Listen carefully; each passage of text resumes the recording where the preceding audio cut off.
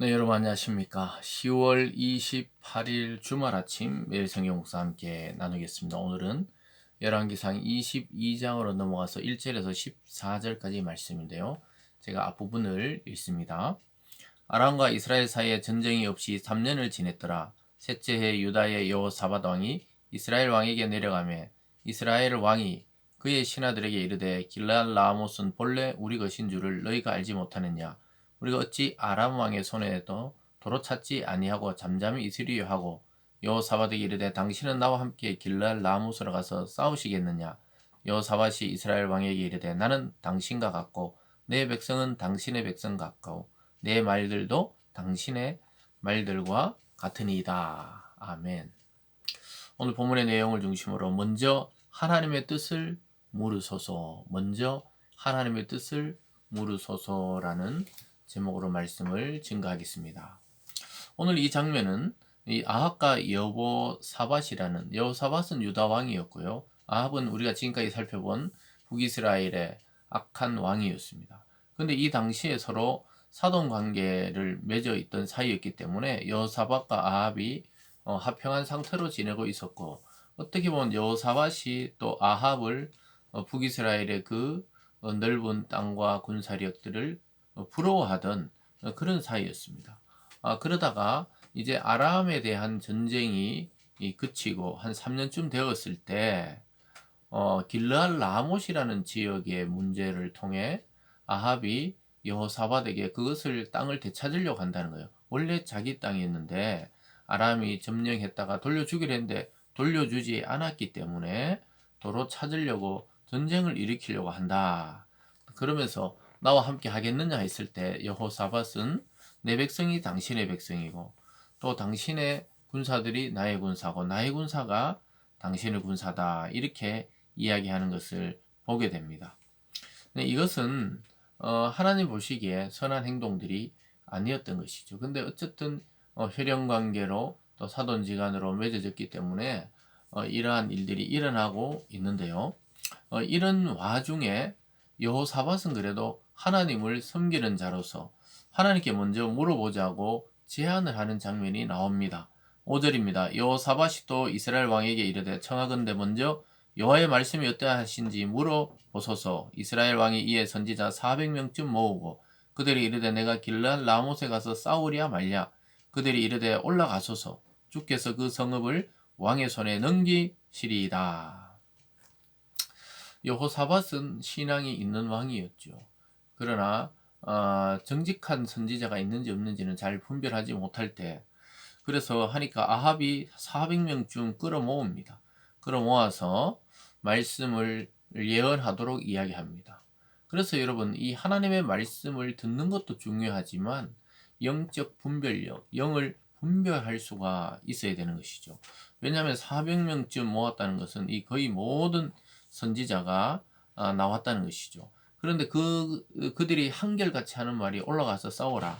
하나님이 그들에게 승리를 주실 것이다, 이렇게 말합니다. 그래서 여러분, 이것을 봤을 때 사실은 이 전부 하나님의 영감을 받은 선지자들이 아니고 직업적인 선지자였어요. 그래서 왕에게 그냥 듣기 좋은 말 하는 거예요. 뭐 나가서 저도 자기들 뭐 책임이 없으니까 그냥 나가라는 거예요. 나가서 싸우면 승리를 주실 것이다. 요즘 말로 하면 막 축복을 주실 것이다.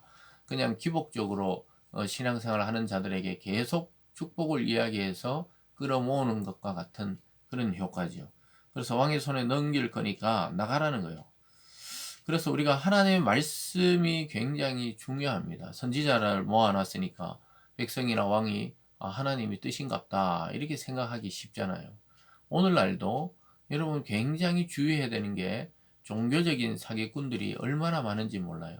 그것은 이 우리가 정통적인 교회와 기독교권 내에도 이미 들어와 있다는 사실을 인정해야 됩니다. 그래서 굉장히 현란한 말과 또 눈에 보이는 능력 같은, 실제로 하나님 능력이 아니지만 그런 것들을 발휘해서 수만 명, 수십만 명을 끌어모으기도 합니다. 그러니까 그 눈이 멀어버리는 거예요. 그 숫자에 눈이 멀고 그런 기적과 이적 비슷한 것에 눈이 멀어버리는데, 그래서 영분별이 필요하다고 성경에서는 이야기하고 있습니다. 다 하나님께로부터 온 영이 아니라는 것이죠. 그래서 사탄이 주는 그런 능력이 나타날 수도 있고, 또 거짓 이 신기로와 같이 이 거짓 말씀과 능력 속에 속아서 인생을 저당 잡히기도 하고, 지금은 꼭 그런 거예요. 그래서 신앙은 다수결이나 사이즈나 규모에 있는 것이 아니에요. 또 어떤 그 목회자가 어떤 학벌이나 또 어떤 뭐 좋은 학위를 받았다고 그런 데 쏘아 넘어가면 안 되는 거예요. 그렇다고 뭐 그분들이 다 잘못했다는 게 아니지만 대부분 그런 것을 자랑하지를 않지요, 사실은. 그래서 하나님이 정말 역사하시는 것은 분별이 필요한데, 그것은 이 정확한 말씀입니다. 이 400명이 그냥 올라가라는 거예요. 근데 하나님은 정확하게 때로는 어떤 방식으로 어떻게 올라가서 어떻게 치라든가. 그래, 여호수아서에 가나안 정복할 때 보면 하나님은 똑같은 방식을 한 번도 쓰지 않으세요. 비슷한 것 같지만 전혀 다른 전투 방식으로 그들에게 승리를 주시는데, 오늘은 왕의 뜻대로 하는 거예요. 그냥 올라가서 왕의 손에 넘기시니까 올라가라는 거예요. 그래서 그냥 뭐 400명이 똑같이 아유 맞습니다, 저도 그렇게 말씀을 받았습니다, 이렇게 똑같이 이야기하니까 결국은 이 소가 넘어가기 직전인데, 7절에 보면 여호사밧은 그래도 아무리 봐도 이상했던 거예요. 7절에 여호사밧이 이르되 이 외에 우리가 물을 만한 여호와의 선지자가 여기 있지 아니하나이까, 이렇게 말합니다. 여호사밧 왕은 너무나 한결같이 입을 맞춘 것처럼 400명의 선지자가 똑같이 승리를 얻게 된다고 말하고 있는 것이죠. 그래서 말씀 속에 주님의 선하고 기뻐하고 온전한 뜻을 분별할 수가 있어야 됩니다. 그래서 우리가 이 아침에도 말씀을 묵상하면서 이 말씀이 내 어떤 결정과 내 사상과 내 생활 방식과 내 신앙의 표대가 되도록 우리의 중심에 모셔야 되지, 내가 듣고 싶은 말씀, 내가 얻고 싶은 응답, 이런 걸 내 중심으로 말씀을 바라보면 또 그렇게 해석이 돼요. 그래서 이 성경 말씀을 항상 우리가 받을 때 겸비한 마음으로, 또 두렵고 떨리는 마음으로 하나님이 오늘 나에게 요청하고 요구하는 음성은 무엇인지를 분별할 필요가 있는 것이죠. 그러면서 8절에 이스라엘 왕이 여호사밧에게 이르되 아직도 이물라의 아들 미가의 한 사람이 있으니 그로 말미암아 여호와께 물을 수 있으나 그는 내게 대하여 길한 일은 예언하지 아니하고 흉한 일만 예언하기로 내가 그를 미워하나이다. 여호사밧이 이르되 왕은 그런 말씀을 마소서. 이스라엘 왕이 한 내시를 불러 이르되 이물라의 아들 미가엘을 속히 오게 하라 하니라. 하나님이 숨겨둔 미가야 선지자. 미가야는 늘 왕에게 비판적으로, 근데 사실은 그게 하나님의 정확한 음성이었는데 자기 마음에는 비판으로 들리는 거예요. 자기 뜻대로 말해주지 않기 때문이죠. 이게 결국은 속는 겁니다. 여러분 신앙생활 하시면서 하나님 말씀이 때로는 흉하게, 때로는 나를 가슴을 도려내듯이 아픈 말씀을 하더라도 하나님의 음성으로 받아들여야 되죠. 목회자들이 성도들의 상황을 개개인 일 다 알고 설교하는 게 아니에요. 하나님의 말씀에 근거해서 설교할 때 성령이 그렇게 말씀하게 하실 때, 그래서 그 목회자 개인에 대해서 여러분 감정을 가질 필요가 없어요. 자기를 어떻게, 자기 소문을 들었나, 어떻게 알고 이런 말씀을 하시나, 이럴 때가 있죠. 그 소문을 듣고 하는 게 아니에요. 하나님의 말씀에 따라, 또 성령이 주시는 그 조명에 따라 영감을 가지고 설교할 때, 때로는 그 목회자의 능력이 아니라 그 목회자를 쓰시는 하나님의 능력이 여러분의 마음을 찔리게 할 때 받아들여야 되지. 지금 아합은 자기 듣기 좋은 말 하는 사람만 옆에 둔 거예요. 그러니까 전부 실제로는 여호와의 선지자가 아니죠. 여호와의 선지자라고 이름하지만 가짜 선지자들이죠. 오늘날 교회 안에서 또는 이미 교회 밖에서는 뭐 수많은 이단과 사이비들이 넘쳐나고 있죠.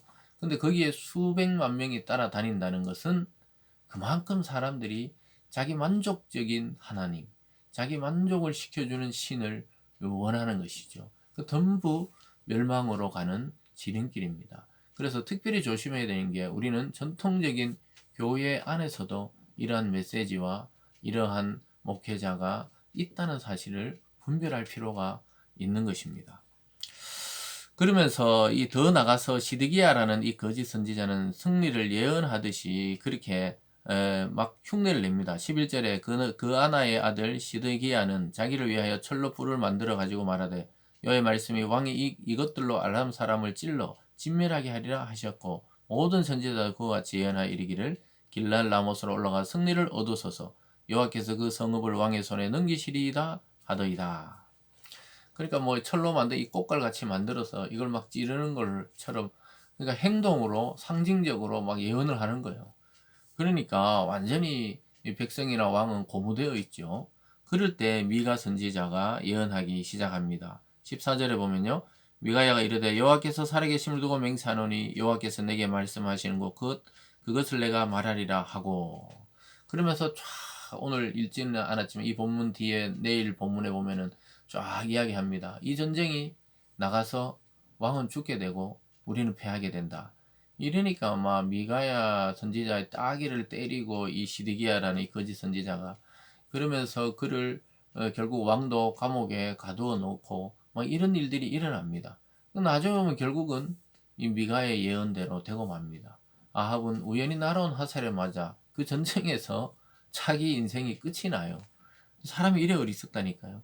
그래서 여러분 거짓 선지자, 거짓 목회자, 거짓 메시지를 따라가면 자기 인생을 사기당하고 결국 멸망하고 마는 것입니다.